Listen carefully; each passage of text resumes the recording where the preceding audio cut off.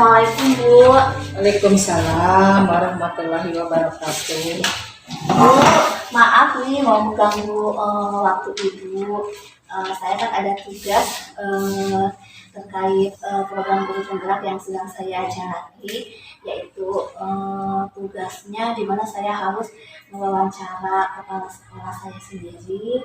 Tugasnya yaitu terkait wawancara mengenai pengambilan keputusan.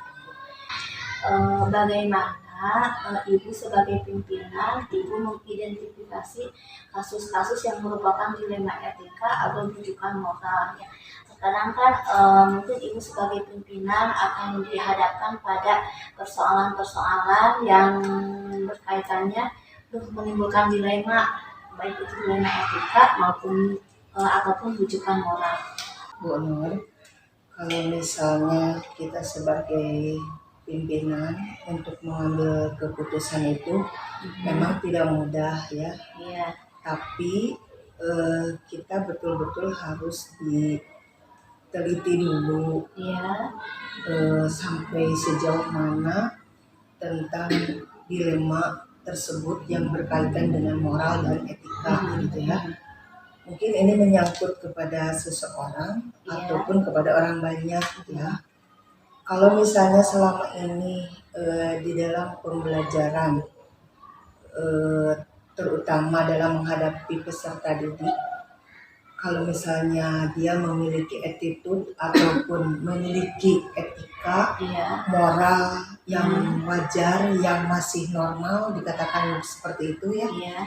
Jadi kita nggak terlalu gundah atau risau ya, karena keputusan itu harus saling menguntungkan kepada orang tersebut dan kepada kita juga. Jadi jangan sepihak lah gitu, menurut pendapat kita saja gitu. Tapi kita juga harus meneliti bagaimana pendapat teman-teman atau pandangan teman-teman tersebut terhadap attitude orang tersebut gitu, atau guru tersebut. Jadi kita memang harus meneliti dulu sebelum mengambil suatu keputusan gitu. Yang harus diperhatikan, yang harus ditingkatkan bagaimana cara meningkatkan sisi baik seseorang tersebut.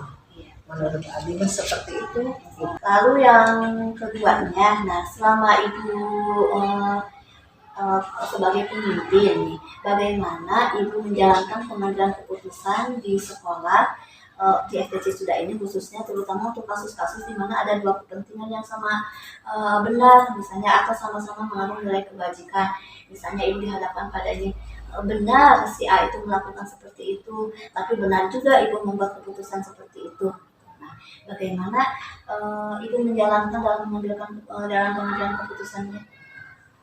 Pertama, mungkin kita harus memiliki sikap yang tenang ya. Memiliki sikap yang tenang di mana semua orang punya kebenarannya masing-masing. Tapi tetap keputusan itu harus muncul ya, karena kita sebagai pimpinan. Nah di situ kita jangan sampai salah langkah atau salah mengambil keputusan. Jadi benar-benar seperti tadi, butuhnya suatu penelitian atau kita harus mencari sesuatu orang tersebut tuh di mana sih ininya. Jadi kita harus meneliti aja dulu. Jadi jangan sampai cepat mengambil suatu keputusan menurut pimpinan gitu ya. Jadi tetap kita harus meneliti, dan keputusan yang kita ambil tidak saling merugikan. Jadi intinya sehingga keputusan tidak merugikan salah satu pihak, dapat diterima oleh kedua-duanya. Gitu. Apa sih Bu langkah-langkah atau prosedur seperti apa yang biasa Ibu lakukan nih dalam pengambilan keputusan? Kalau saya biasanya ya, untuk mengambil suatu keputusan, yang pertama mengintrospeksi dulu diri ya, karena itu tadi bahwa manusia itu tak luput dari salah ya, salah. Jadi mungkin kita harus mengintrospeksi diri, merenungkan apa yang terjadi tersebut itu direnungkan dulu, terutama dihayati heula, di mana sih salahnya, di mana sih benarnya gitu ya. Kemudian selalu meneliti dulu gitu Iya. untuk mengambil keputusan tuh gitu. Jadi kalau misalnya itu langkah awal lah gitu ya, langkah awal sebagai pimpinan. Kalau misalnya seorang pimpinan merasa benar terus ya, jadi karena mau kedepannya mau bisa diterima dengan bijak lah gitu ya. Jadi di situ kan harus menentukan langkah yang memang bisa diterima gitu, intinya kan itu. Jadi yang Abi lakukan awal itu langkahnya yaitu merefleksi diri, mengintrospeksi diri, lalu menghayati, merenungkan di mana sih gitu ya yang harus kita lakukan mengambil keputusan tersebut. Jadi tadi sudah membeberkan langkah-langkahnya di mana ibu akan setiap dalam pengambilan keputusan itu ibu akan pertama mengoreksi, mengintrospeksi, lalu ibu juga akan meneliti kemudian merenungkannya. Nah, kira-kira Bu, hal apa saja yang selama ini ibu anggap efektif nih dalam setiap pengambilan keputusan yang ibu ambil? Pertama mungkin kita untuk seseorang ya, pertama kita mendekati dulu, menyatakan ya pendekatan dulu gitu ya dengan seseorang gitu yang memang harus ada perbaikan gitu ya secara profesional lah gitu ya. Jadi jangan menurut kata hati kita gitu, tapi kita kan berdasarkan kerja itu secara profesional. Jadi jangan sampai ngagugulu ini hati sendiri gitu, nggak bisa itu. Jadi mau beres gitu. Jadi istilahnya kita mengambil suatu langkah yang secara profesional saja gitu ya, melakukan pendekatan gitu ya. Sudah itu perhatikan curhatannya gitu ya, atau masalahnya kita perhatikan dulu. Nah kemudian kita setelah memperhatikan, setelah melakukan pendekatan, baru mungkin kita mengambil suatu kerjasama dengan orang tersebut. Bagaimana kalau misalnya kita melakukan seperti begini, jadi ada kerjasama, ada kolaborasi gitu. Bahkan kalau bisa dengan pihak yang lain juga misalnya. Ya kita tidak boleh mengambil suatu keputusan itu yang menurut hati sendiri gitu. Jadi kalau bisa kita ambil suatu keputusan yang memang profesional lah gitu kalau di dalam bekerja gitu. Jadi yang ibu anggap efektif itu adalah melakukan pendekatan yang paling ini, lalu diajak ngobrol gitu kan, komunikasi lah, diciptakan kerjasama gitu, baru kita bisa ini. Dan itu memang harus secara profesional aja gitu ya. Bagaimana secara profesional, bahwa profesional itu kan sesuai dengan profesi kita gitu. Profesi kita misalnya pemimpin, apa sih profesi pemimpin itu? Nah itu harus dipelajari tentang arti dari profesional itu seperti apa gitu. Jadi tidak kehendak hati sendiri itu. Nah ibu dalam setiap mengambil keputusan ibu sudah bisa memutuskan dengan cara pendekatan, lalu dengan komunikasi, lalu ibu akan menjalin kerjasama. Nah kira-kira Bu dalam setiap pengambilan keputusan ada nggak Bu yang merupakan tantangan? Jadi ibu merasa sulit karena ibu dihadapkan sulitnya atau ini ada tantangannya, ada tidak? Kalau tantangan mah jelas ada ya, karena namanya juga kan seseorang itu memiliki karakter yang berbeda, baik itu pimpinan ataupun bawahan, kepala sekolah ataupun guru, karena memiliki perbedaan lah pastinya. Nggak mungkin, soalnya manusia lahir ke dunia ini sekalipun dari perut yang sama, dari rahim yang sama, tetap aja ada perbedaan gitu ya, apalagi ini orang lain gitu. Nah, sikap seorang pemimpin kalau menghadapi tantangan tersebut itu harus bisa terkendalikan gitu ya. Jadi harus bisa mengatasi tantangan tersebut, jangan sampai jadi pecah gitu ya. Ibu maaf, bisa dijelaskan tantangannya seperti apa? Ya tadi kembali ke karakter itu kan berbeda karakter itu beda-beda karakter. Jelas lah itu mah tidak mudah gitu ya. Menyelami seseorang dalam, jangankan ini sebagai guru aja menghadapi anak misalnya 30, kan itu memiliki karakter yang berbeda-beda. Itu memang sudah dari sanonya ya, sudah dari secara alam lah gitu ya. Tapi kita tetap karena mempunyai suatu tujuan, kembali lagi ke visi kita. Nah itu kembalikan lagi, makanya kita harus membuat program, membuat visi. Maksudnya untuk apabila ada tantangan ini sudah ada itunya apa jawabannya gitu ya. Ini kembali ke visi ya, ada aturannya ya. Kita harus bisa mengatasi dan ada program yang jelas, visi misi yang jelas, sehingga kalau dikembalikan ke sana nggak bisa gimana-gimana, pasti akan mengikuti ya. Kalau misalnya tidak mengikuti, misalnya ada seseorang yang keras gitu ya, nah seorang pimpinan harus bisa melakukan suatu tantangan tersebut menjadi aman, tentram, ayem lah, repeh, rapi, silih asah, silih asun. Nah itu ya kembali ke situ. Jadi jadikan tantangan itu sebagai kekuatan ya Bu ya. Ibu ada jadwal tertentu nih dalam sebuah penyelesaian kasus dilema etika. Apakah Ibu langsung menyelesaikannya atau memiliki jadwal yang sudah Ibu tentukan, misalnya dalam bentuk prosedur atau seperti apa yang Ibu jalankan?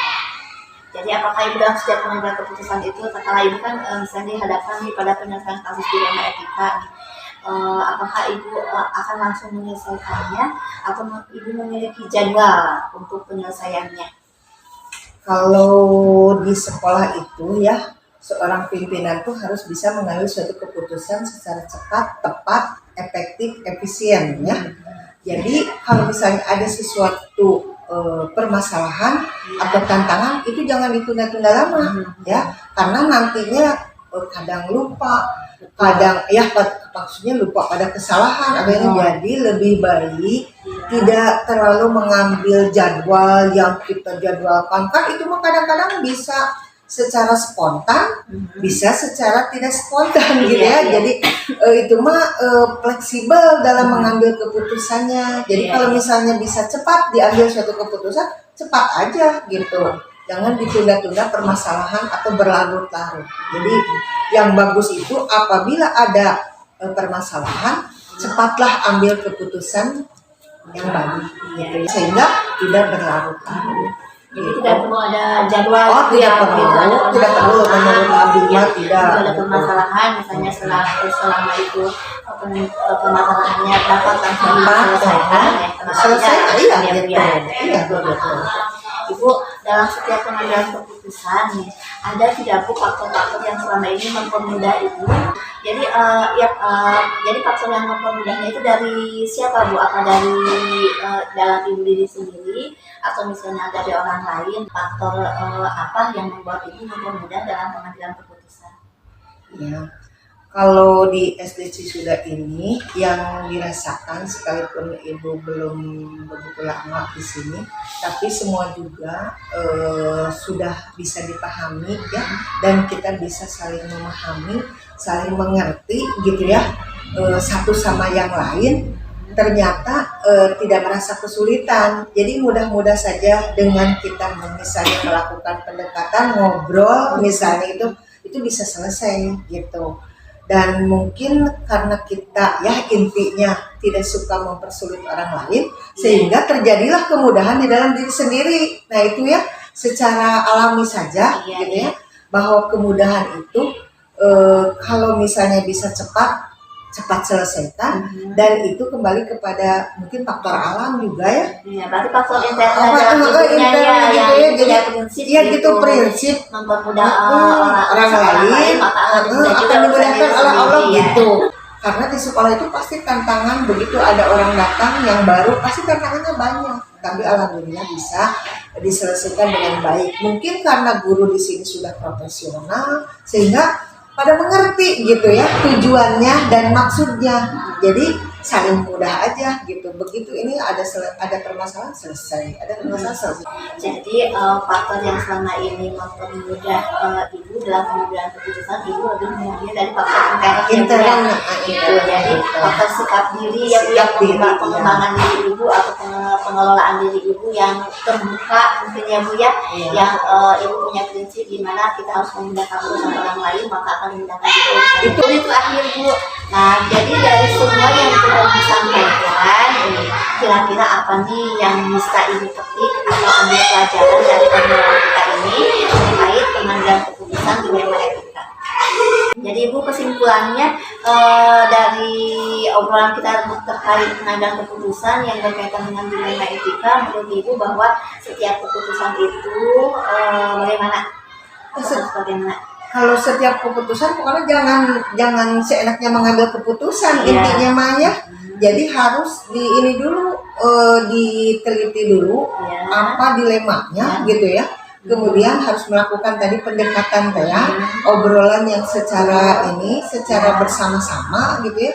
Nah, baru kita setelah terjadi proses ini baru kita bisa mengambil suatu keputusan yang benar-benar saling menguntungkan gitu.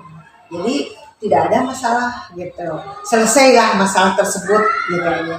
Pelajaran yang bisa Ibu simpulkan dari obrolan kita hari ini terkait pengambilan keputusan terkait dilema etika, bahwa menurut Ibu kita itu tidak asal mengambil keputusan, bahwa segala sesuatu itu harus diteliti, ditelaah dan dibicarakan bersama-sama untuk nanti bisa diambil keputusan yang saling menguntungkan. Iya, itu kesimpulannya.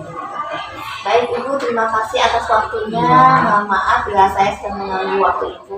Atur nuhun ya Bu ya. Ya, sama-sama ya. Assalamualaikum Waalaikumsalam warahmatullahi wabarakatuh.